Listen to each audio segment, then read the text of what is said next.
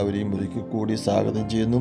2000 വർഷങ്ങൾക്ക് മുമ്പ് തമ്പുരാൻ മർക്കോസിൻ്റെ സുവിശേഷത്തിലൂടെ നമ്മളെ പഠിപ്പിച്ചതുപോലെ 6-ാം അധ്യായം 12-ാം വചനം, ശിഷ്യന്മാർ പുറപ്പെട്ട് ജനങ്ങളോട് അനുതപിക്കണമെന്ന് പ്രസംഗിച്ചു.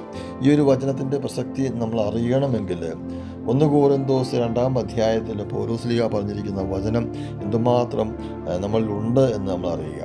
എഴുതപ്പെട്ടിരിക്കുന്നത് പോലെ ദൈവം തന്നെ സ്നേഹിക്കുന്നവർക്കായി സജ്ജീകരിച്ചിരിക്കുന്നവ കണ്ണുകൾ കാണുകയോ ചെവികൾ കേൾക്കുകയോ മനുഷ്യ മനസ്സ് ഗ്രഹിക്കുകയോ ചെയ്തിട്ടില്ല. ശരിക്കും പറഞ്ഞാൽ അന്നും ഇന്നും ഈ ഒരു മനുഷ്യൻ്റെ അവസ്ഥ എന്ന് പറയുന്നത് തമ്പുരാൻ്റെ വചനങ്ങൾ കാണുമ്പോൾ മനസ്സിലാക്കുവാനോ ഗ്രഹിക്കുവാനോ ഒന്നും നമ്മളെക്കൊണ്ട് സാധിക്കുകയില്ല എന്നുള്ളതാണ്.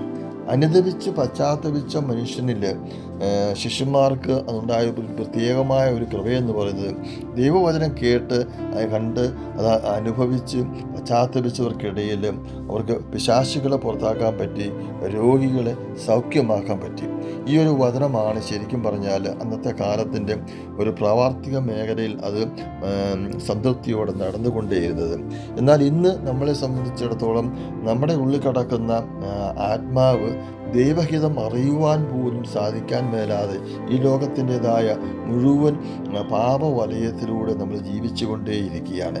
ശരിക്കും നമ്മളെല്ലാവരും എത്രമാത്രം പാപം ചെയ്താലും അതൊക്കെ ഇന്ന് ഈ ഭൂമിയിൽ സ്വാഭാവികമായിട്ടും ഉണ്ടാകുന്നതാണെന്നുള്ള ആ ഒരു ചിന്തയിലാണ് മുന്നോട്ട് പോയിക്കൊണ്ടേയിരിക്കുന്നത്.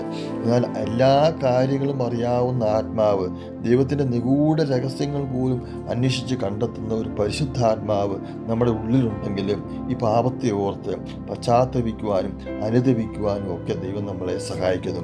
ശിവസ്നേഹം നിറഞ്ഞവരെ, അനുദപിക്കുമ്പോൾ പശ്ചാത്തപിക്കുമ്പോൾ ദൈവത്തിൻ്റെ പരിശുദ്ധാത്മാവ് നമ്മുടെ ഉള്ളിലേക്ക് വരികയാണ്. അങ്ങനെ ഈ ലോകത്തിലുള്ള മുഴുവൻ നമ്മൾ ചെയ്തുകൊണ്ടിരിക്കുന്ന ദൈവത്തിന് ഇഷ്ടമല്ലാത്ത കാര്യങ്ങളെപ്പറ്റി നമ്മളിൽ ഉള്ളിൽ ദൈവത്തിൻ്റെ പരിശുദ്ധാത്മാവ് നമ്മളിൽ ഒരു ബോധവൽക്കരണം നടത്തുകയാണ്. അങ്ങനത്തെ ഒരു ആത്മാവിനെയാണ് നമ്മൾ ആഗ്രഹിച്ചു കൊണ്ടേയിരിക്കേണ്ടത്. നമുക്ക് അനുദപിക്കാം, പശ്ചാത്തപിക്കാം, തമ്പുരാൻ്റെ പരിശുദ്ധാത്മാവിനെ സ്വീകരിക്കാം. ആമേൻ.